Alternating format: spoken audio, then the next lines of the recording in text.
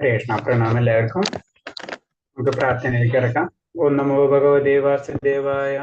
ഒരു സെക്കൻഡ്, ഞാൻ പേരൊന്ന് മാറ്റിക്കോട്ടെ.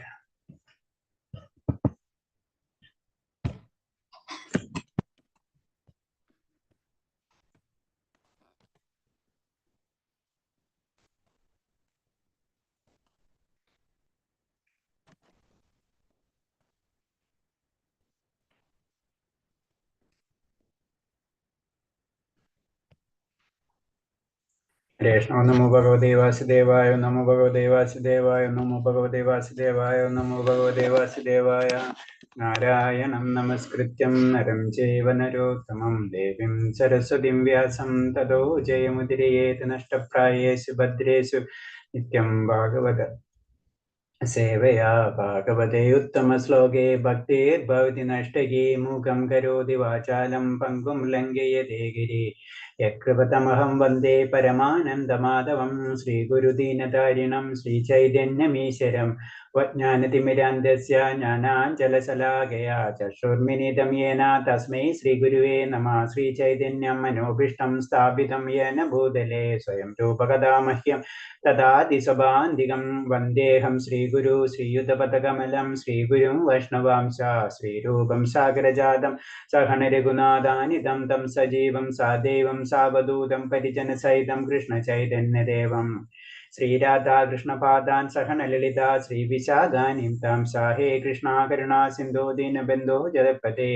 ഗോപേശ ഗോപിക കാന്ത രാധാ കാന്ത നമസ്തേ. തപ്തകാഞ്ചന ഗൗരാംഗീ രാധേ വൃന്ദാവനേശ്വരി വൃഷഭാനുസുതേ ദേവി പ്രണമാമി ഹരിപ്രിയേ. വാഞ്ചാകൽപതരൂപേച്ഛ കൃപാ സിന്ധിഭ്യേവ ച പതിനാം പാവനേഭ്യോ വൈഷ്ണവേഭ്യോ നമോ നമഃ. നമോ വിഷ്ണുപാദായ കൃഷ്ണപ്രഷ്ഠായ ഭൂതലേ ശ്രീമദേ ഭക്തിവേദാന്ത സ്വാമിന്നിധി നാമിനേ. നമസ്തേ സാരസ്വദേവേ ഗൗരവാണി പ്രചാരിണേ നിർവിശേഷശൂന്യവാദി പാശ്ചാത്യദേശധാരിണേ. ജയ ശ്രീകൃഷ്ണ ചൈതന്യ പ്രഭു നിത്യാനന്ദ ശ്രീ അദ്വൈത ഗദാധര ശ്രീവാസാദി ഗൗരഭക്തവൃന്ദ.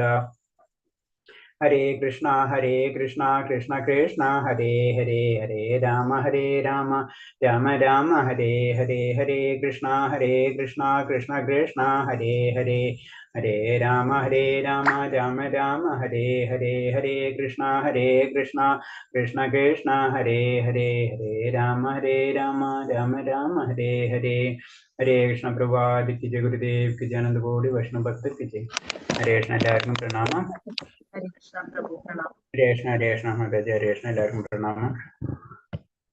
ഇന്നത്തോടുകൂടി നമ്മുടെ ഭക്തി രസാമൃത സിന്ധു കഴിയാ 19ാമത്തെ ചാപ്റ്റർ ആണെന്ന്. ഓം നമോ ഭഗവതേ വാസുദേവായ. 19ാമത്തെ ചാപ്റ്ററിൽ പറയുന്നത് ഭഗവത്മകമായ ശുദ്ധ പ്രേമത്തിലെ ഭക്തി സേവനം.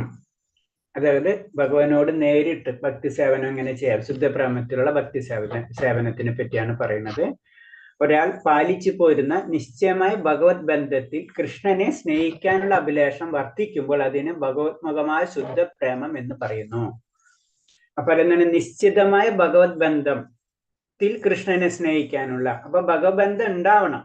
എന്താണ് പിന്നെ ആ ബന്ധം ഉണ്ടായിട്ട് നമ്മളെ ഭാവഭക്തി നമ്മൾ പല പ്രാവശ്യം പറഞ്ഞിട്ടുള്ള ഭാവത്തിൽ നിന്നാണ് പ്രേമത്തിലേക്ക് കടക്കുന്നത് പറഞ്ഞു. ആ അവസ്ഥയാണ് പറഞ്ഞത്.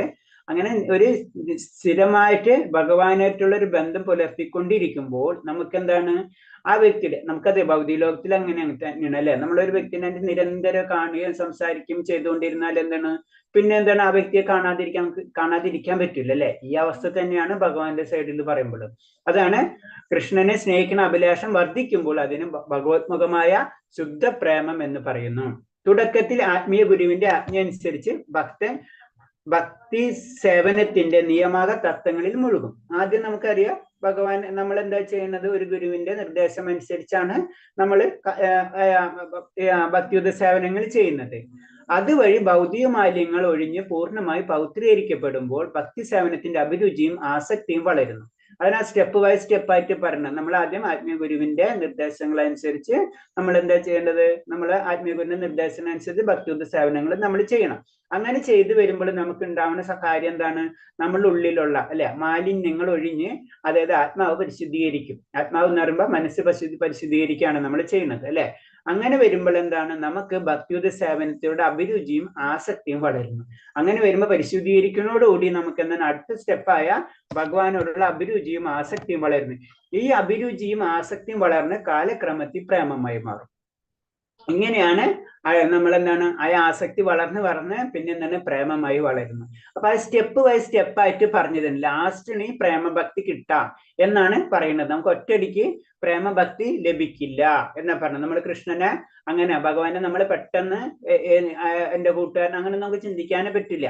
ആ ഈ അവസ്ഥയാണ് പറഞ്ഞത്. പതുക്കെ പതുക്കെ ആ ഗുരുവിന്റെ നിർദ്ദേശങ്ങൾ അനുസരിച്ചുള്ള കാര്യങ്ങൾ നമ്മൾ ചെയ്തു പോകണം എന്നാ പറയുന്നത്.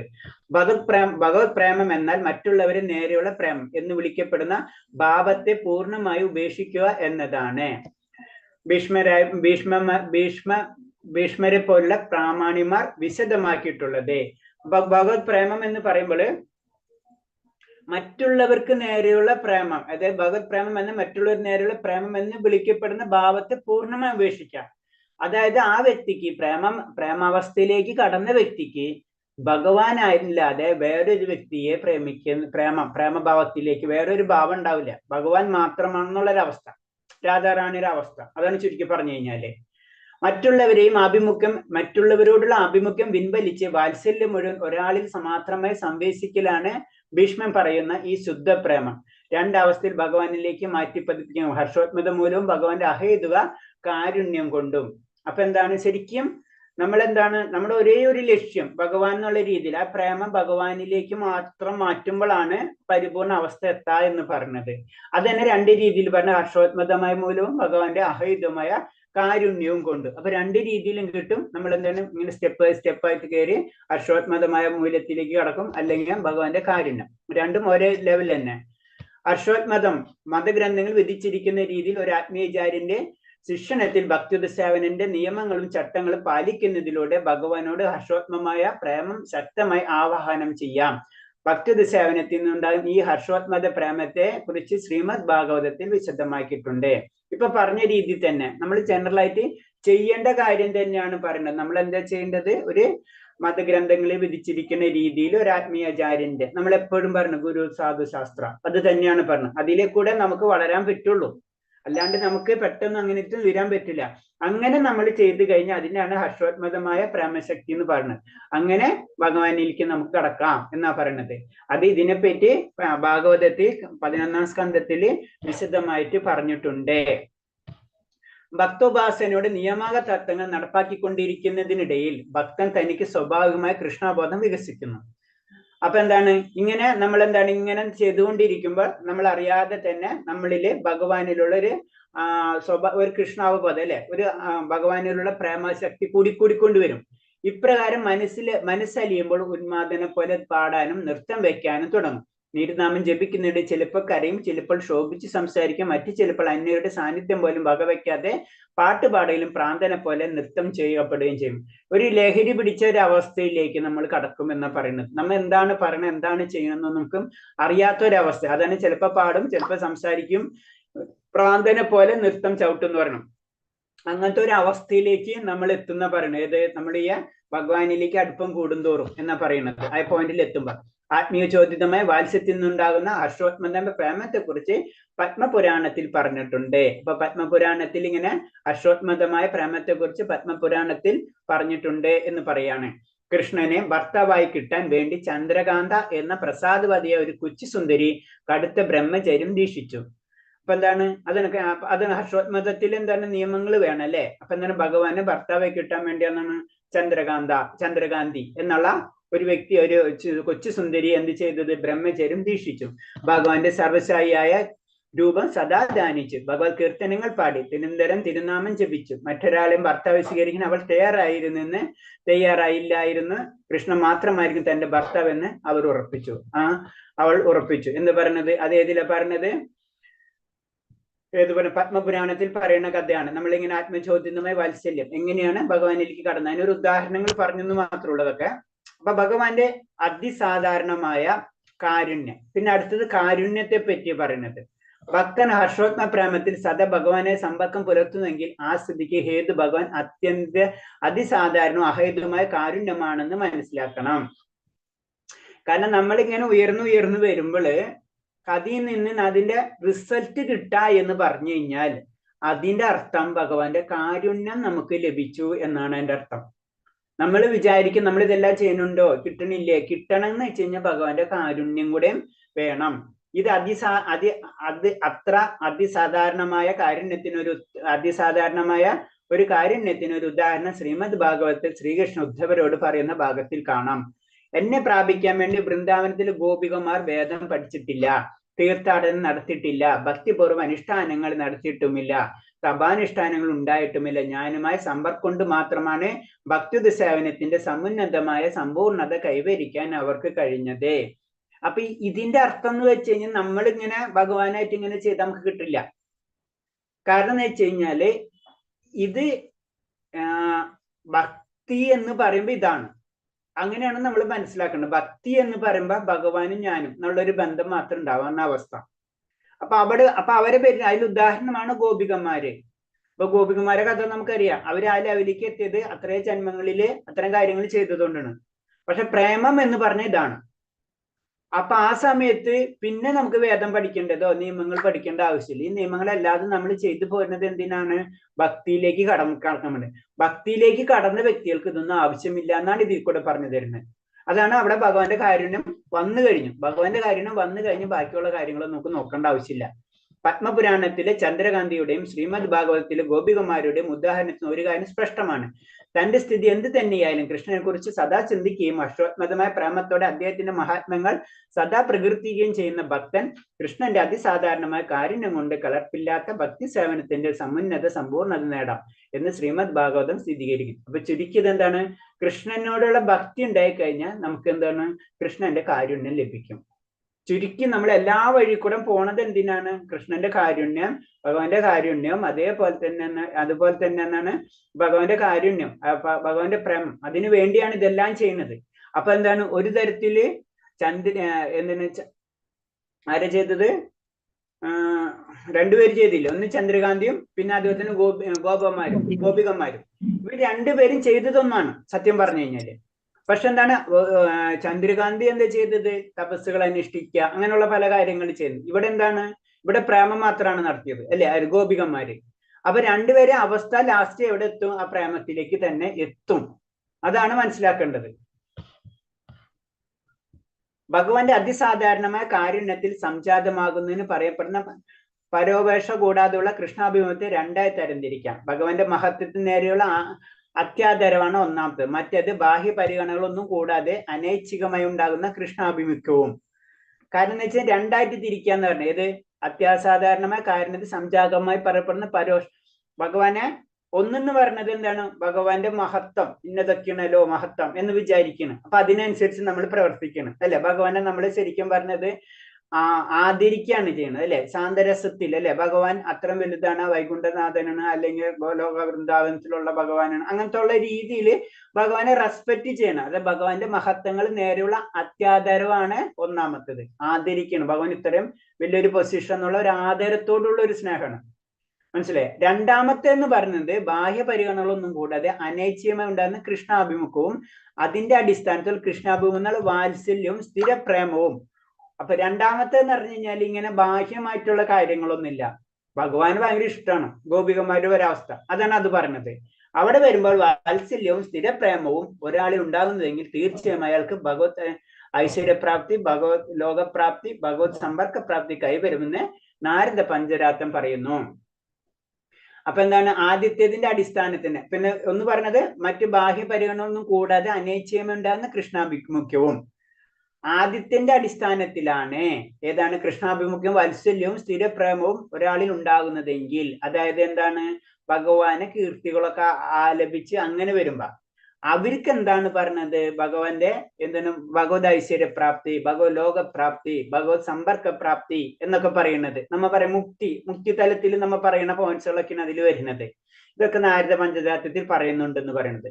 അപ്പൊ നമ്മള് ഒരു തരത്തിൽ പതുക്കെ ഉയരുന്നതും ഭക്തി മാത്രമായിട്ടൊന്നുമില്ല, ഇത് രണ്ടും രണ്ടായിട്ട് തിരിക്കുകയാണ്. അപ്പൊ ഭക്തി ഫുള്ള് ഭക്തി ആണെങ്കിൽ അതിന്റെ ഗുണം വേറെ, നമ്മൾ പാർഷ്യലായിട്ട് ഉയർന്നു വരണമെങ്കിൽ അതിന്റെ ഗുണം വേറെ. ഇതൊക്കെ മൈന്യൂട്ടായിട്ടുള്ള കാര്യങ്ങളാണ്. സത്യത്തിൽ ഇതല്ലാതെ ഒന്നാണ് നമ്മളെ രീതിയിൽ ചിന്തിക്കുമ്പോൾ. കാരണം വളരെ അപൂർവം, അത് അത്രയും സെലക്ഷൻ ആണ് വരുന്നത്. ഇപ്പൊ സിമ്പിൾ ആയിട്ട് ഇപ്പൊ നമ്മളെ രീതിയിൽ പറഞ്ഞു കഴിഞ്ഞാൽ സയൻസ് പഠിക്കുന്ന കുട്ടിക്ക് ഫിസിക്സും കെമിസ്ട്രി എടുക്കുന്നു പറഞ്ഞ പോലെ തന്നെ സയൻസ് എന്നുള്ള സബ്ജക്റ്റ് അല്ലാതും ഉണ്ട് അല്ലെ. അതിൽ കെമിസ്ട്രി ആണോ ഫിസിക്സ് ആണോ എന്നുള്ള രീതിയിലുള്ള ഒരു വ്യത്യാസം മാത്രമേ ഉള്ളൂ. അപ്പൊ അതിന് പറഞ്ഞതൊക്കെ ഒന്ന് പരോക്ഷമായിട്ടുള്ളത്, ഒന്ന് പരോക്ഷമല്ലാത്തത്. അത് എന്റെ എന്നുള്ള രീതിയിൽ ഭഗവാൻ എന്റെ, വേറെ ഒന്നുമില്ല ഭഗവാന്. അതായത് അതിന് ഉദാഹരണം പറയണമെന്ന് വെച്ച് കഴിഞ്ഞാല് ഇപ്പൊ നമ്മള് ഒരു ജഡ്ജി എന്താ ചെയ്യാ, വീട്ടിൽ എന്താണ് ഒരു ജഡ്ജി, ഓഫീസിൽ എന്നൊരു ജഡ്ജിയുടെ അതേപോലെ തന്നെ ഇരിക്കും അല്ലെ.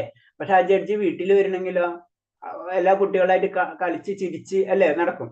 അല്ലെങ്കിൽ ഒരു പോലീസ് എന്ത് സബ്ജക്റ്റ് ആണെങ്കിലും അതേപോലെ. അതാണ് ഒരു ഭക്തനും ഒരു ഭഗവാനും തമ്മിലുള്ള ബന്ധം. മറ്റേത് ആദരവാണ് അല്ലെ, ആദരവും കുറവല്ല. ഇതൊരു ഭക്തനാകുമ്പോൾ എന്താണ് പരിപൂർണമായിട്ട്, അതാണ് ഗോപികമാരായിട്ട് ബന്ധപ്പെടുത്തിയിട്ടുള്ളത്. പരിപൂർണ ഭക്തൻ എന്ന് പറയുമ്പോൾ ഗോപികമാരായിട്ട് ലെവലിലേക്ക് വരുന്ന പറഞ്ഞാൽ വേറെ ഒന്നും ചിന്തയില്ല അവർക്ക്. അതില് അവിടെ പിന്നെ നിയമങ്ങളൊന്നും ബാധകമല്ല ആ വസ്തുവിന് വേണ്ടത്. പക്ഷെ ആദ്യത്തിലേക്ക് കടക്കുമ്പോൾ പതുക്കെ നമുക്കിങ്ങനെ ഭഗവാന്റെ ലോകത്തിലേക്ക് പതുക്കെ നമുക്ക് കടക്കാൻ കഴിയും. ശുദ്ധവും കലർപ്പില്ലാത്തതുമായ ഭക്തിയുദ്ധ സേവനം എന്നാൽ വ്യക്തിഗതമായ ലാഭ ലക്ഷ്യമില്ലാതെ ഭക്തിയുദ്ധ സേവനം എന്നർത്ഥമാണെന്ന് നാരദീയ പഞ്ചരാത്രം വ്യക്തമാക്കിയിട്ടുണ്ട്. അപ്പൊ എന്താണ്, അതൊക്കെ നമുക്ക് അറിയാവുന്ന കാര്യങ്ങളാണ്. അതൊക്കെ ഒന്നും കൂടെ റിപ്പീറ്റ് ചെയ്യണം. എന്തിനാണ്, എന്തൊരു കാര്യത്തിൽ പലപ്പോഴും ശ്രദ്ധിച്ചിട്ടുണ്ട്, പല കാര്യങ്ങൾ റിപ്പീറ്റ് ചെയ്യണ പോലെ തോന്നുന്നുണ്ടാവും. ഈ റിപ്പീറ്റ് ചെയ്യണത് എന്തിനാണ്, പ്രഭാസ്വാമി കുറെ കാര്യങ്ങൾ നിങ്ങൾക്ക് ഭാഗവതം ഒക്കെ വായിക്കുമ്പോൾ, ഈവൻ ഭഗവത് വായിക്കുമ്പോൾ കുറെ കാര്യം നമുക്ക് റിപ്പീറ്റ് ചെയ്യണ പോലെ തോന്നും. അപ്പൊ നമുക്ക് നമ്മൾ എന്നെ ചോദിക്കുന്നത് എന്തിനാ റിപ്പീറ്റ് ചെയ്യുന്നത്? ചില കാര്യങ്ങൾ നമ്മൾ കുറെ പ്രാവശ്യം റിപ്പീറ്റ് ചെയ്ത് പറയുന്നുണ്ട്. എന്തായിരിക്കും അതിന്റെ കാരണം? നമുക്ക് തന്നെ ഇത് തന്നെ വായിക്കുമ്പോൾ പലപ്പോഴും റിപ്പീറ്റേഷൻ പോലെ തോന്നുന്നുണ്ട്. നമുക്ക് ഉറപ്പിക്കാൻ പ്രഭു. അത് തന്നെ. അതായത് നമ്മളാ സത്യം സത്യം സത്യം അല്ലെ, ഒരു സത്യമല്ല, 3 സത്യം പറഞ്ഞാലും നമുക്ക് ഒരു ഇത് കിട്ടുള്ളൂ അല്ലെ. അത് നമ്മൾ ഉള്ളിലേക്ക് പ്രഭാസ്വാമിക്ക് അറിയാത്തതല്ലേ. ഒരു പ്രാവശ്യം എഴുതി 2ാമത്തെ പ്രാവശ്യം എഴുതുമ്പോൾ അത് റിപ്പീറ്റ് ആണെന്ന് അറിയാത്തതല്ലേ അല്ലെ. അല്ലെ ആചാര്യന്മാർക്ക് അറിയാത്തതല്ല. ചില കാര്യങ്ങൾ ചില കുട്ടികൾക്ക് നമ്മൾ പഠിപ്പിക്കണ പോലെ അല്ലെ, ABCD പറമിച്ചു കഴിഞ്ഞാലും അത് എഴുതിപ്പിക്കും, പിന്നെ എഴുതിപ്പിക്കും, പിന്നെയും പറയിപ്പിക്കും. അത് അവരെ അതേപോലെ തന്നെ എനിക്കുള്ള കാര്യങ്ങളൊക്കെ കുറെ കാര്യങ്ങൾ റിപ്പീറ്റ് ആണ്. പക്ഷെ റിപ്പീറ്റ് ചെയ്ത് പറഞ്ഞ് നമ്മളിൽ ഉറപ്പിക്കാണ്. അറ്റ്ലീസ്റ്റ് ഹരേർ നാമ കേവലം നസ്തേവ ഗതിരന്യത എന്നുള്ള ഈ മൈൻഡിലേക്ക് നമ്മളെ കൊണ്ടുപോവാണ്. ഭഗവാന്റെ നാമം, ഭഗവാൻ അല്ലാതെ വേറെ ഒന്നുമില്ല, അതാണ് സത്യം, അതാണ് സത്യം, അതാണ് സത്യം. ഇത് പറയുന്ന പോലെ തന്നെയാണത്. അതിന്റെ തരംതിരിവുകൾ എന്തൊക്കെയുണ്ടെങ്കിലും അതാണ് സത്യം, അതാണ് സത്യം, അതാണ് സത്യം, ഇതാണ് പറഞ്ഞുകൊണ്ടിരിക്കുന്നത്. അപ്പൊ കൃഷ്ണനുമായി നിരന്തര പ്രേമത്തിൽ കഴിയുകയും കൃഷ്ണനിൽ തന്നെ മനസ്സേകാഗ്രമായി ചെയ്യുന്ന ഭക്തിഭാവം മാത്രമാണ് ഭഗവാനെ കൃഷ്ണൻ ആകർഷണമുള്ള ഒരേ ഒരു മാർഗം. ഇന്നിപ്പോ പറഞ്ഞത് നമ്മള് എന്താണ്, കൃഷ്ണനുമായി നിരന്തര പ്രേമത്തിൽ കഴിയുകയും കൃഷ്ണനിൽ തന്നെ മനസ്സേകാഗ്രമാക്കുക അല്ലെ. അതാണ് കൃഷ്ണനെ ആകർഷിക്കാനുള്ള മാർഗം എന്ന് പറഞ്ഞത്. ഭഗവാനെ പ്രാർത്ഥിക്കല്ലാതെ ഭഗവാനെ ആകർഷിക്കാൻ വേറെ ഒരു മാർഗവും ഇല്ല. നമ്മളെ ഭാഷയിൽ പറഞ്ഞു കഴിഞ്ഞു, വളരെ സിമ്പിളാ. മറ്റൊരു വിധത്തിൽ പറഞ്ഞാൽ ഭഗവാന്റെ രൂപത്തെക്കുറിച്ച് നിരന്തരം ചിന്തിക്കുന്ന വൈഷ്ണവനാണ് ഉത്തമനായ വൈഷ്ണവൻ. ഇപ്പൊ വൈഷ്ണവൻ എന്ന് പറഞ്ഞാൽ ഏത് സമയത്തും, ഭക്തൻ എന്ന് പറഞ്ഞാൽ ഏത് സമയത്തും ഭഗവാനെ പറ്റി ചിന്തിച്ചുകൊണ്ടേയിരിക്കും. ഉത്തമ ഭക്തന്മാരായിട്ടുള്ള സമ്പർക്കം നമ്മളതിന് ഗുരു സാധു ശാസ്ത്ര, ഇതാണ് കൺസെപ്റ്റ്. വളരെ സിമ്പിൾ ആയിട്ടുള്ളതാണ്. എന്തൊരു കാര്യം ഉണ്ടെങ്കിൽ ഈ കാര്യത്തിൽ 3ലും ഇൻവോൾവ് ആയിരിക്കണം.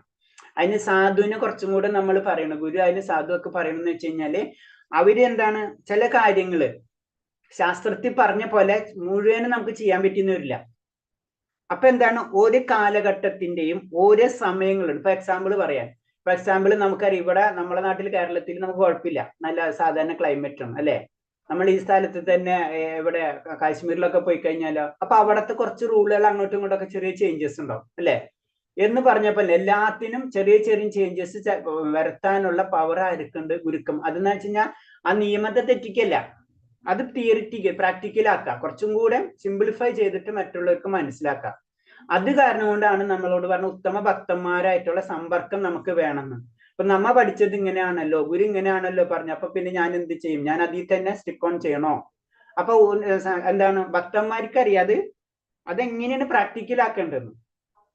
അതിന് ഏറ്റവും എക്സാമ്പിൾ അല്ലേ നമ്മള് പറഞ്ഞു തന്നപ്പോഴാണ് എക്സാമ്പിള് പ്രഭാസ്വാമി അവിടെ നമുക്കറിയാം പോയിട്ടുള്ളത് അല്ലെ, പാശ്ചാത്യ ദേശത്താണ് പോയിട്ടുള്ളത്. അവിടെ വെച്ചിട്ടോ, അവിടെ എന്ന് പറഞ്ഞു കഴിഞ്ഞാൽ ഒരു ബന്ധമില്ലാത്ത ആൾക്കാരാണ് അല്ലെ. അവർക്ക് ഇന്ത്യ എന്ന് ചോദിച്ചു കഴിഞ്ഞാൽ ഏത് ഇന്ത്യൻസ് എന്ന് ചോദിക്കും. ഇന്നലെ ഒരു പ്രഭു പറഞ്ഞിട്ടുണ്ടായിരുന്നു, ഒരു പ്രാക്ടിക്കലായിട്ടുണ്ടായിരുന്ന ഒരു സബ്ജക്റ്റാണ്. ഇവിടുത്തെ ഇസ്കോണിന്റെ ഒരു മുതിർന്ന ഒരു ഡിവോട്ടി അമേരിക്കയിൽ പോയപ്പോ അവിടുത്തെ ഒരാളായിട്ട് പരിചയപ്പെടുന്ന സമയത്ത് ജസ്റ്റ് അവർ ചോദിക്കൂല ഏത് സ്ഥലമാണ്. അപ്പൊ നമ്മൾ ചോദിക്കില്ല. അപ്പൊ ചോദിക്കുന്ന സമയത്ത് പറഞ്ഞു ഞാൻ ഇന്ത്യൻസ്. അപ്പൊ റെഡ് ഇന്ത്യൻ അവർക്ക് അതാ കേട്ടിട്ടുള്ളൂ, നമ്മൾ പഠിച്ചിട്ടില്ല റെഡ് ഇന്ത്യൻസ്. അപ്പൊ അവര് ആ ഇന്ത്യ എന്നുള്ള ശബ്ദം തന്നെ കേട്ടിട്ടില്ല, മനസ്സിലായ? അപ്പൊ ഇന്ത്യൻ ആണോ? അപ്പൊ ഇന്ത്യൻ, അത് ഇന്ത്യ എവിടെയാണ് അതും അറിയില്ല. അപ്പൊ പറഞ്ഞു സൗത്ത് ഏഷ്യ ആ ഭാഗത്താണ്. സൗത്ത് ഏഷ്യ എവിടെയാണ് അതും അറിയില്ല അവർക്ക്. അപ്പൊ ലാസ്റ്റ് എന്താ പറഞ്ഞത്, അതിന് അവരെ ഭാഷയിൽ നമുക്ക് പറഞ്ഞു കൊടുക്കേണ്ടി വരും എന്ന് പറഞ്ഞു. അതാണ് പ്രത്യേകത. പറഞ്ഞു ഭൂമിയുടെ ഓപ്പോസിറ്റ്, അതായത് മനസ്സിലായ എവിടെയാണ് അമേരിക്ക ഓപ്പോസിറ്റ് ഉള്ള സ്ഥലം. ഓ അങ്ങനെ ഒരു സ്ഥലം ഉണ്ട്, ആ ഓക്കെ അവിടെയാണ്, മനസ്സിലായ എന്ന് പറഞ്ഞ പോലെയാണ് ആചാര്യന്മാരും ഉയർന്ന ഭക്തന്മാരും നമുക്ക് പറഞ്ഞു തരുന്നത്. നമുക്ക് ഇതിന്റെ ABCD അറിയില്ല. ഇന്ത്യ അങ്ങനത്തെ ഒരു സാധനം ഉണ്ടാ? ഓക്കെ ഉണ്ട് അല്ലേ, ഓക്കെ. അപ്പൊ അതിനെന്താ ചെയ്യേണ്ടത്? അതിനിങ്ങനെ ചെയ്യണം. അപ്പൊ നമ്മൾ അത്രയും സിംപ്ലിഫൈ, അതാണ് നമുക്ക് ഗുരുവിനായിട്ടും അത് പ്രത്യേകിച്ച് സാധുസംഘമൊക്കെ വേണമെന്ന് പറഞ്ഞതിന്റെ കാര്യമാണ്. നമുക്കത് പ്രാക്ടിക്കലാക്കാം, നമുക്കത് മനസ്സിലാവണം. അപ്പൊ ആ വ്യക്തിക്ക് അറ്റ്ലീസ്റ്റ് ഒരു കാര്യം മനസ്സിലായി. എന്ത് മനസ്സിലായി? അതെന്തായാലും ഭൂമിയിലുള്ള ഒരു സ്ഥലം തന്നെയാണ് ഇന്ത്യ എന്നെങ്കിലും മനസ്സിലായിട്ടുണ്ട് അവൾക്ക്, മനസ്സിലായ എന്ന് പറഞ്ഞ പോലെയാണ് നമ്മൾ സാധുസംഘത്തിന് ഇമ്പോർട്ടൻസ് പറയുന്നത്. ഭഗവത് ഭക്തിയുടെ വളർത്താനുള്ള മാർഗങ്ങൾ വിവരിച്ചതിന് ശേഷം വിശ്വാസമാണ് ഭക്തിയിലേക്ക് മുന്നേറുന്ന അടിസ്ഥാനമെന്ന് രൂപഗോസ്വാമി പറയുന്നു. അപ്പൊ എന്താണ് ആദ്യം എന്താണ് വളർത്തേണ്ട മാർഗങ്ങൾ നമ്മൾ ചെയ്യണം. പിന്നെ എന്താണ് അടുത്ത വളർത്തി വരുമ്പോ വിശ്വാസത്തിലേക്ക് നമ്മൾ മാറണം. വിശ്വാസം ഉറപ്പിച്ചാൽ ഉത്തമ ഭക്തന്മാരുമായി ബന്ധം സ്ഥാപിച്ച് ഭക്തിയിൽ വേഗത്തിൽ പുരോഗമിക്കാം. അപ്പൊ ഇനീഷ്യൽ സ്റ്റേജിൽ നമുക്ക് ചിലപ്പോൾ ഭക്തി ഇല്ലാന്ന് ഇരിക്കാം. ഭക്തി എല്ലാവർക്കും ഉണ്ട്, പക്ഷെ എന്താണ് അതിന്റെ അളവ് വ്യത്യാസമായിരിക്കും. അപ്പൊ അതിനു വേണ്ടിയാണ് നമ്മൾ ഈ പ്രാക്ടിക്കലായിട്ടുള്ള കുറെ കാര്യങ്ങൾ ചെയ്യണം. അങ്ങനെ ചെയ്തു കഴിഞ്ഞാൽ ഭഗവാനിൽ അടിയുറച്ച് വിശ്വാസം നമ്മളിൽ വരും. പിന്നെ അത് ഇളക്കാൻ പറ്റില്ല. അങ്ങനെ ഇളക്കം വരാത്ത ഒരു അവസ്ഥ എത്തിക്കഴിഞ്ഞാൽ പിന്നെ അടുത്ത സ്റ്റെപ്പ് പറഞ്ഞാണ് നമ്മൾ ഉത്തമ ഭക്തന്മാരായിട്ട് ബന്ധപ്പെടണം എന്ന് പറയുന്നത്. അപ്പൊ എന്താണ് ഭക്തിയിൽ വീണ്ടും നമ്മൾ പുരോഗമിക്കും. അതാണ് ഉത്തമ ഭക്തന്മാരായിട്ടുള്ള സമ്പർക്കത്തിനെ പറ്റി പറയുന്നത്. വിശ്വാസത്തോടെ ഉത്തമ ഭക്തരായി ബന്ധപ്പെടുന്നവർക്ക് ഭഗവാനെ കുറിച്ച് കേൾക്കാനും നാമജപം നടത്താനും അവസരമാകും. ഇതിലൂടെ ഗ്രാജുവലി ഭക്തിയിലേക്ക് ഉയരുന്ന വിവിധ ഘട്ടങ്ങൾ വിശ്വാസം, സേവനം, ആസക്തി, ഹർഷം, ശുദ്ധഭ്രമം അനുഭവപ്പെടുന്നു. ഇപ്പൊ നമ്മൾ ജനറൽ ആയിട്ട് നമ്മൾ ഇപ്പൊ തന്നെ നമ്മളെ ക്ലാസ്സിൽ തന്നെ നമ്മളിപ്പോ ഈ കാര്യം തന്നെ നമ്മളൊരു ഇസ്കോൺ ടെമ്പിളിലാണ് ചെയ്യുന്നത് വെച്ച് കഴിഞ്ഞാലോ ഇതിനും കൂടുതൽ അട്രാക്ഷൻ വരും അല്ലെ. അവിടെ കീർത്തനങ്ങൾ ഉണ്ടാവും. അപ്പൊ നമുക്ക് അതിന്റെ ഇത് കൂടിക്കൊണ്ടിരിക്കും. അതാണ് പറഞ്ഞത് നമ്മൾ എന്താണ് ഭക്തന്മാരായിട്ട് കൂടുതൽ കണക്ഷൻ ചെയ്യുമ്പോൾ എന്താ സംഭവിക്കുന്നത്? നാമജപായാലും ഭഗവാനെ പറ്റി കൂടുതൽ കേൾക്കാനും അതേപോലെ തന്നെ ഭക്തിയിലേക്ക് വരുന്നതൊക്കെ നമുക്ക് സംഭവിക്കും. അപ്പൊ എന്താണ് ആ സബ്ജക്റ്റ് നമ്മളെ കൂടുതൽ സമയം കൂടുതൽ വ്യക്തികളെ എല്ലാ രീതിയിലുള്ള അങ്ങനത്തെ വ്യക്തികളെ ഒന്നിച്ച് നമ്മൾ കണ്ടുകൊണ്ടിരിക്കണം. അപ്പൊ എന്താണ് നമ്മളും അറിയാതെ തന്നെ ഉയരും അല്ലെ. ചെറിയ പറയില്ലേ അധികം പഠിക്കാത്ത കുട്ടികളെ നല്ല സ്കൂളിൽ കൊണ്ട് പഠിപ്പിക്കുക എന്ന് പറയുന്ന പോലെ തന്നെ ബേസിക് ആയിട്ട് പറയുമ്പോ ഭക്തിയിലേക്ക് ഉയരുന്ന വിവിധ ഘട്ടങ്ങൾ വിശ്വാസവും സേവനവും ആസക്തി, ഹർഷം, ശുദ്ധഭ്രമം അനുഭവപ്പെടുന്നു. മഹാഭാഗ്യവന്മാർക്ക് മാത്രമേ ജീവിതത്തിൽ ഈ വിജയം നേടാനാകൂ. അപ്പൊ ഇത് എന്ന് പറഞ്ഞ ഭക്തി എന്ന് പറഞ്ഞത് അതിനൊരു ഭാഗ്യം കൂടെ വേണമെന്നാ പറയുന്നത്. കാരണം ആ ഭാഗ്യം ലഭിക്കുന്നതിന് വേണ്ടി കുറെ കാര്യങ്ങൾ നമ്മൾ ചെയ്യണം. പക്ഷെ ഭഗവാന്റെ കാരുണ്യം. അപ്പൊ മഹാഭക്തന്മാർക്ക് മാത്രമേ ജീവിതത്തിൽ ഈ വിജയം നേടാനാകൂ. വൈദ്യഗ്രന്ഥങ്ങൾ പഠിക്കുന്ന ഒരു കേവല വിദ്യാർത്ഥി ഈ വികാസം എങ്ങനെ സംഭവിക്കുന്നു മനസ്സിലാക്കാൻ വിഷമമാണ്. അപ്പൊ വെറുതെ ഗ്രന്ഥങ്ങൾ പഠിച്ചത് കൊണ്ട് നമുക്ക് ഈ ഭാഗ്യം ലഭിക്കണമെന്നില്ല. ആ ഭക്തിയിലേക്ക് കടക്കാതെ നാരദ പഞ്ചരാത്രത്തിൽ ശിവൻ പാർവതിയോട് പറയുന്നു, ദേവി ഭഗവത് പ്രേമത്തിന്റെ അശ്വത്മതം വളർത്തിയിട്ടുള്ള ഈ പ്രേമത്തിന്റെ ഫലമായി സദാ പരമാനന്ദത്തിൽ മുഴുകി കഴിയുന്ന ഒരാൾക്ക് ശരീരത്തിൽ നിന്നോ മനസ്സിൽ നിന്നുണ്ടാകുന്ന ഭൗതികമായ സുഖദുഃഖങ്ങൾ ദർശിക്കാൻ കഴിയില്ലെന്ന് എന്നിൽ നിന്ന് മനസ്സിലാക്കിക്കൊള്ളുക. അപ്പൊ എന്താണ് ശരിക്കും ഭഗവത് പ്രേമത്തിൽ വന്നു കഴിഞ്ഞാൽ പിന്നെ എന്താണ് ശരീരത്തിൽ നിന്നോ മനസ്സിൽ നിന്നുണ്ടാകുന്ന ഭൗതിക സുഖദുഃഖങ്ങൾ, സുഖമായാലും ദുഃഖമായാലും ശരീരമായിട്ട് ബന്ധപ്പെട്ടിട്ടുള്ള ഒരു കാര്യങ്ങളും ആളെ ദർശിക്കാൻ കഴിയില്ല. കാരണം ആ വ്യക്തി നമ്മുടെ ആത്മാവും ഭഗവാനായിട്ട് ആത്മാവിന് കണക്ട് ആയി കഴിഞ്ഞു. കണക്ട് ആവണം വരെയുള്ള അങ്ങോട്ടും ഇങ്ങോട്ടുള്ള പ്രശ്നം അല്ലെ. ചില നമ്മൾ ഇലക്ട്രിസിറ്റി കണ്ടിട്ട് കണക്ട് ആവണം വരെ പ്രശ്നം. കണക്ട് ആയി കഴിഞ്ഞാൽ സർക്യൂട്ട് ഫ്രീ ആണ്, പിന്നെ നമ്മൾ കണക്ട് ചെയ്യേണ്ട ആവശ്യമില്ല. കണക്ട് ചെയ്യാൻ വേണ്ടിയാണ് നമ്മളെ ശരീരം. അതാണ് ശരീരം നമ്മൾ ഇമ്പോർട്ടൻസ് പറഞ്ഞതിന്റെ കാര്യം. ശരീരം വേണം. അതിന് പറയുന്നുണ്ടല്ല, ഭക്ഷണം കഴിക്കാത്തവനെയും യോഗി എന്ന് പറയില്ല, കൂടുതൽ ഭക്ഷണം കഴിക്കുന്നവനെയും യോഗി എന്ന് പറയില്ല. അപ്പൊ ആചാര്യന്മാര് അവര് ഭക്ഷണം കഴിക്കുകയില്ല, അവർ ഉറങ്ങിയില്ല, അവരെ ലെവല് വേറെ. ഇത് രണ്ടും കണക്ട് ചെയ്യരുത് നമ്മൾ, മനസ്സിലായേ? അവര് കഴിക്കണില്ല, അപ്പൊ അതല്ല, നമ്മള് അവരും ഒന്ന് തന്നെയല്ല. അപ്പൊ ഭയങ്കര വ്യത്യാസമുണ്ട്. അപ്പൊ പറഞ്ഞു വരുന്നത് വെച്ച് കഴിഞ്ഞാല് നമ്മള് ഇങ്ങനെ ഈ ഭക്തന്മാരുമായിട്ട് കൂടിക്കലർന്നു കഴിഞ്ഞാൽ നമുക്ക് എന്താണ് സംഭവിക്കുക? നമ്മൾ കൂടുതൽ കൂടുതൽ ഉയർന്നു പോകും. അങ്ങനെ വന്നു കഴിഞ്ഞാൽ ഒരു സ്റ്റേജിൽ എത്തുമ്പോൾ നമുക്ക് എന്താണ്, ഈ ഭൗതികമായിട്ടുള്ള സുഖ ദുഃഖങ്ങൾ നമ്മളെ ബാധിക്കാതെ വരും. ആ പ്രേമ ഭക്തി, ഭൗതികമായി ആത്മീയമായിട്ടുള്ള അല്ലെങ്കിൽ ഭഗവാന്റെ കാര്യത്തിനെ പറ്റിയുള്ള ആനന്ദം എന്ന് നമുക്ക് കിട്ടുന്നുവോ, അത് കിട്ടുന്നത് ഇപ്പൊ സാധാരണ രീതിയിൽ നമുക്കറിയാം. അത് ഈസിയല്ല. ഈസിയാണെങ്കിൽ പിന്നെ പറയുമ്പോൾ അറിഞ്ഞുമ്പോ സാധാരണ രീതിയിൽ എല്ലാവരും പറയും ഏറ്റവും സിമ്പിൾ ആയിട്ടുള്ള പരിവർത്തിയിൽ നാമം ജപിച്ചാൽ പോലെ എന്ന് ഇരിക്കും, അല്ലെ? നമ്മൾ പറഞ്ഞു കേട്ടിട്ടുള്ളതാണ്. ഒന്നും ചെയ്യാത്തവരാണ് നാമം ജപിക്കുന്നത് എന്ന് പറയും. ഒന്നും ചെയ്യാത്തവരല്ല, ഒന്നും അറിയാത്തവരല്ല, അറിയുന്നവരാണ് ശരിക്കും ഭഗവാനിലേക്ക് കണക്ട് ആവാൻ ശ്രമിക്കുന്നത്. ഈ ഭൗതിക ലോകത്തിന്റെ പ്രശ്നങ്ങളും കാര്യങ്ങളും ശരിക്കും മനസ്സിലാക്കിയവരാണ്. നമ്മൾ ജനറലിറ്റി തന്നെ മിസ്കോണിൽ തന്നെ അറിയല്ലേ, എത്ര ഹയർ ലെവലിൽ എഡ്യൂക്കേറ്റഡ് ആയിട്ടുള്ള ഹൈ ക്വാളിഫൈഡ് ആയിട്ടുള്ള എത്ര അധികം വ്യക്തികളാണ് ബ്രഹ്മചാരിമാരൊക്കെ ശ്രദ്ധിച്ചാൽ അറിയാം. അപ്പൊ അവര് അതിന്റെ രസം അവർ അറിഞ്ഞാരണം കൊണ്ടല്ലേ. അപ്പൊ അത് നമ്മൾ ആദ്യം തന്നെ, അപ്പൊ അതിന് പറഞ്ഞത്, അതിന് ആരോട് പറഞ്ഞു? ശിവൻ പാർവതിയോട് പറഞ്ഞു, ദേവി മഹാപ്രേമത്തിന്റെ അർഷോത്മത വളർത്തിയെടുത്തൽ ഈ പ്രേമത്തിന്റെ ഫലമായി സദാ പരമാനന്ദം മുഴുകിക്കഴിയുന്ന ഒരാൾക്ക്, ആ പരമാനന്ദം എന്താണെന്ന് മനസ്സിലായ ആൾക്ക് പിന്നെ ഒരിക്കലും ഭൗതികമായിട്ടുള്ള സുഖദുഃഖങ്ങളിൽ നിന്നുള്ള സുഖദുഃഖങ്ങൾ ദർശിക്കാൻ കഴിയില്ല. ചുരുക്കി പറഞ്ഞാൽ എന്താണ്? മായാദേവി നമ്മളെ പിടിക്കില്ല.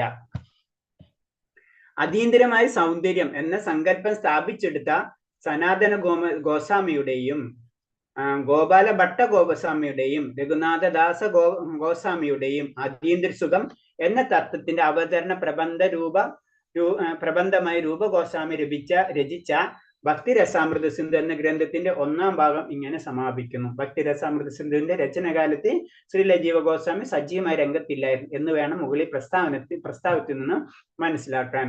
അപ്പൊ എന്താ പറയാ, 6 ഗോസ്വാമികളെ പറ്റി പറയാണ്. അതിൽ 5 ഗോസ്വാമികളെ പറ്റി പറഞ്ഞു. അപ്പൊ അതിൽ ജീവ ഗോസ്വാമി ആ സമയത്ത് ഈ ബുക്ക് രചിച്ച സമയത്ത് അധികം ഇതുണ്ടായിട്ടുണ്ടാവില്ല. അതായതുകൊണ്ടാണ് അദ്ദേഹത്തിന്റെ പേര് വരാനിരുന്ന് പറയാണ്. അപ്പൊ ഇതിലെ 19 ചാപ്റ്റർ ഇതോടുകൂടി കഴിയാണ്.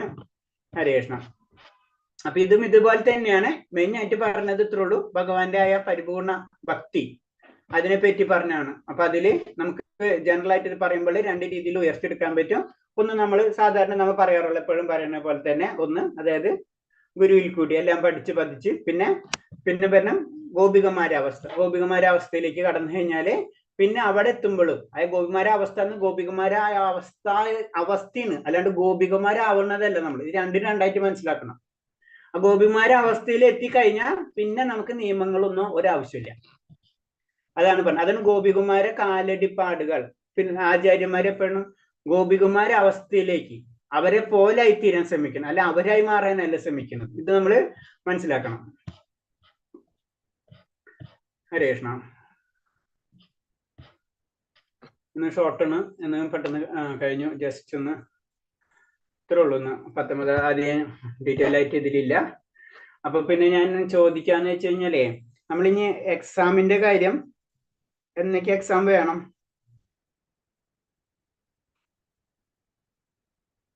ഭക്തിരസാമൃത സിന്ധുവിന്റെ എക്സാം ഹരികൃഷ്ണ പ്രഭു, ഞങ്ങള് വായന റീഡിങ് എവിടെ എത്തിയിട്ടില്ല. അപ്പൊ ഞാനൊരു കാര്യം, രണ്ടാഴ്ച കഴിഞ്ഞിട്ട് എടുക്കാം. പക്ഷെ നമുക്ക് ക്ലാസ് സ്റ്റാർട്ട് ചെയ്യാം, അത് കുഴപ്പമില്ലല്ലോ. അതായത് ഈശാവാസി ഉപനിഷത്ത് ഉപദേശാമൃതം സ്റ്റാർട്ട് ചെയ്യാം. ആഴ്ചയിൽ 2 ദിവസം ക്ലാസ് ആക്കാം. അപ്പൊ കുഴപ്പമില്ലല്ലോ. ആഴ്ചയിൽ 2 ദിവസം ക്ലാസ്. ഇപ്പൊ നമ്മൾ ഈ ആഴ്ച ഇല്ല, അടുത്ത ആഴ്ച നമ്മൾ എടുക്കാറുള്ളത്. ആദ്യം ക്ലാസ് എടുത്തിരുന്നത് ബുധനാഴ്ചയും ചൊവ്വാഴ്ച ഉണ്ടായിരുന്നില്ല? ചൊവ്വ ബുധനായിരുന്നില്ല എടുത്തിരുന്നത് നമ്മള്? ചൊവ്വയും ബുധനും പ്രഭുജി. ചൊവ്വയും ബുധനും. അപ്പൊ അടുത്ത ചൊവ്വയും ബുധനും ക്ലാസ്. പിന്നത്തെ അപ്പൊ അടുത്ത ആഴ്ച തൊട്ട് നമ്മൾ ക്ലാസ് സ്റ്റാർട്ട് ചെയ്യാം. ചൊവ്വാഴ്ചയിൽ 2 ദിവസമല്ലേ ഉള്ളൂ, 1 മണിക്കൂറല്ലേ ഉള്ളൂ ഈശാവാസി ഉപദേശാമൃതം. അത് നടക്കട്ടെ. പിന്നെ എക്സാം 2 ആഴ്ച വരെ നമുക്ക്, 2 ആഴ്ച കഴിഞ്ഞിട്ടുള്ള ഡേറ്റ്, അതായത് ഇന്ന് എത്രാം തീയതി? ഇന്ന് 12. 2 ആഴ്ച എന്ന് പറയുമ്പോ എത്ര? 22, 27, 27-ാം തീയതി 28-ാം തീയതിയോടുകൂടി നമുക്ക് തുടങ്ങിയാലോ? 1 മാസം തരുമോ പ്രഭു? 1 മാസം ഭയങ്കര ലോങ് ആയിരിക്കും. അപ്പൊ കാരണം വെച്ചാൽ അപ്പക്ക് ഇത് നമ്മളെ കംപ്ലീറ്റ് ആവും. ഈ ഉപദേശാമൃതം പെട്ടെന്ന് തീരും. അത് 11. ആ, കാരണം മാക്സിമം 2 ആഴ്ച ആരും ഉപദേശാമൃതം ഒരു സ്റ്റഡി ക്ലാസ് ദിവസം എടുക്കുമോ പ്രഭു? ആഴ്ചയിൽ ഒരു ദിവസം എടുക്കുമോ പ്രഭു? ഇത് നമുക്ക് ഇപ്പൊ ക്വസ്റ്റ്യൻസിന്റെ സബ്മിറ്റ് കിട്ടുള്ളൂ, ആക്കാണ്ട് അതിന്റെ ആൻസർ ഇടണം, പിന്നെ നമുക്ക് മറ്റേ ഓപ്പൺ ബുക്ക് എസ്സേയുടെ ആൻസർ വെക്കണം, അതിന്റെ ആൻസർ കണ്ടുപിടിക്കണം, പിന്നെ അത് പഠിക്കണം, അങ്ങനെ കുറെ ഇതുണ്ട് പ്രഭു. നമ്മള് ഗൃഹസ്ഥരല്ലേ പ്രഭു, നമുക്ക് വീട്ടിലൊട്ടും സമയം കിട്ടുന്നില്ല. റേഷൻ. കാരണം എന്ന് വെച്ച് കഴിഞ്ഞാൽ അമ്പലത്തിന്റെ റൂളാണ്, നമുക്ക് അത് ചേഞ്ച് ചെയ്യാൻ പറ്റില്ല. മാക്സിമം 2 ആഴ്ചയാണ് മാക്സിമം. ഒരാഴ്ചയാണ് അവർ പറഞ്ഞിരിക്കുന്നത്, പിന്നെ മാക്സിമം 2 ആഴ്ച കൂടുതൽ കൊടുക്കാൻ പാടില്ല എന്ന് പറഞ്ഞിട്ടുണ്ട്. നമ്മൾ പഠിക്കണത് അത് അതിനുള്ള സമയം ആൾറെഡി കൊടുത്തിട്ടുണ്ട്. അപ്പൊ 2 ആഴ്ച കൂടുതൽ എന്തായാലും ഇല്ല, നോ ഓപ്ഷൻ, അത് കിട്ടൂല. പ്രഭു ജാനുവരി പ്രഭു ഫസ്റ്റ് വീക്ക് ക്ലാസ് ഒരു ദിവസം ആക്കാൻ പറ്റുമോ പ്രഭു? ആഴ്ചയിൽ ഒരു ദിവസം ആക്കാൻ പറ്റുമോ പരീക്ഷ കഴിയണവരെ? മിനിമം 2 ക്ലാസ് എടുക്കണം എന്നാണ് റൂള്. ഞാൻ പിന്നെ കൂടുന്നോണ്ട് എടുക്കണോണ്ട് കുഴപ്പമില്ല, അത് നമ്മൾ ലിങ്കിന്റെ ഇഷ്യൂ കാരണം കൊണ്ടാണ്. പക്ഷെ 2 ക്ലാസ് എങ്കിലും നമ്മൾ എടുത്ത് പോകണം. ഹരേ കൃഷ്ണ. ആ ഹരേ കൃഷ്ണ. ആ പറയൂ. മറ്റേ ഒരു പരീക്ഷ മുടങ്ങിയില്ലായിരുന്നു, അത് എന്ത് ചെയ്യണം? അത് എഴുതാം, നമുക്ക് ലാസ്റ്റ് എഴുതാം. നമുക്ക് ലാസ്റ്റ് എഴുതാവാ? ആ ലാസ്റ്റ് എഴുതാം, എല്ലാം കഴിഞ്ഞിട്ട് നമുക്ക് ലാസ്റ്റ് എഴുതാം. മിസ്സായി കഴിഞ്ഞാൽ ലാസ്റ്റ് എഴുതാം നമുക്ക്. ഏത് മറ്റേ ഏറ്റവും ലാസ്റ്റ് പരീക്ഷയുടെ കൂടെ എഴുതണം? ആ ലാസ്റ്റ് പരീക്ഷ വരുന്നതോടുകൂടി നമുക്ക് ഒന്നിച്ച് എഴുതാൻ പറ്റും അത്. അപ്പൊ ഞാൻ പറഞ്ഞു വന്നെന്ന് വെച്ച് കഴിഞ്ഞാൽ മാക്സിമം നമുക്ക് 2 ആഴ്ച തരാൻ പറ്റുള്ളൂ, അതിൽ കൂടുതൽ നമുക്ക് ചെയ്യാൻ പറ്റില്ല. അപ്പൊ നമ്മൾ 20 12 2 ആഴ്ച ആകുമ്പോ 14 ദിവസം, 14 ദിവസം എന്നും 22 22 4 26 27. അപ്പൊ ഈ മാസം ലാസ്റ്റെങ്കിൽ കൺഫേം എക്സാം ഉണ്ടായിരിക്കും. ജനുവരി ഫസ്റ്റ് വീക്കിലാക്കിയാ പറ്റുമോ? പറ്റില്ല മാതാജി, അത്ര നീണ്ടു പോകാൻ പറ്റില്ല. 2 ആഴ്ച, ഒരാഴ്ചയാണ് അമ്പലത്തിൽ നിന്ന് പറയണത് തന്നെ. കാരണം അപ്പൊ നമുക്ക് ഈ 27 28 നമ്മളെ ശനി ഞായറാ, തിങ്കളും ചൊവ്വയാക്കാം. ആ ഓക്കെ, തിങ്കളും ചൊവ്വയാക്കാം, തിങ്കളും ചൊവ്വയാക്കാം, അത് കുഴപ്പമില്ല. അല്ല ചൊവ്വയും ബുധനോ അല്ല തിങ്കളും ചൊവ്വയോ, എങ്ങനെയാ? ചൊവ്വയും ബുധനല്ലേ നമ്മളെ ക്ലാസ് ഇനി? അപ്പൊ അങ്ങനെ ചൊവ്വയും ബുധനിലോ എക്സാം, എങ്ങനെയായാലും വേണ്ടില്ല. ശനി ഞായറും വേണ്ടായിരുന്നു, അല്ലാതെ അങ്ങനെ ചെയ്യാം നമുക്ക്. പക്ഷെ ഒരു കുഴപ്പമെന്ന് വെച്ചാൽ ഉപദേശാമൃതം തീരും. അപ്പൊ ഉപദേശാമൃതത്തിന് വീണ്ടും സമയം കിട്ടില്ല. അപ്പൊ രണ്ടും കൂടെ ഏകദേശം അടുത്തടുത്ത് വരും. മനസ്സിലായി? അത് മാത്രമേ ഒരു പ്രോബ്ലം. കാരണം നമ്മൾ ഇപ്പൊ ക്ലാസ് തുടങ്ങിയിട്ടൊന്ന് കുറെ നാള് കഴിഞ്ഞു. അപ്പൊ നമുക്ക് അങ്ങനെ പെട്ടെന്ന് പറയാൻ പറ്റില്ല. അപ്പൊ 2 ആഴ്ച കൂടുതൽ ഒട്ടും കിട്ടൂല അമ്പലത്തിൽ നിന്നുള്ള റൂൾ അത്. അപ്പൊ മാക്സിമം നമ്മൾ പറഞ്ഞ തിങ്കളും ചൊവ്വ എന്നുള്ള രീതിക്ക് കൊണ്ടുപോകാം, അതിൽ കൂടുതൽ പറ്റൂല. ഹരേഷ്ണ. പ്രഭുജി, ഈ പരീക്ഷയ്ക്ക് എത്ര ക്വസ്റ്റ്യൻ ഉണ്ടാവും? ഏതാ ഈ പരീക്ഷയ്ക്ക് എത്ര ക്വസ്റ്റ്യൻ ഉണ്ടാവും? അത് ഞാൻ പറയാം. അത് അമ്പലത്തിൽ നിന്ന് എങ്ങനെ തരണം, അതേപോലെ അതിന് മുന്നേ ഇന്റിമേറ്റ് ചെയ്യാം. ഹരേഷ്ണം എല്ലാവരും പഠിക്കണം. ഭക്തിശാസ്ത്രത്തിൽ ഒരു ഓപ്ഷനും ഇല്ല.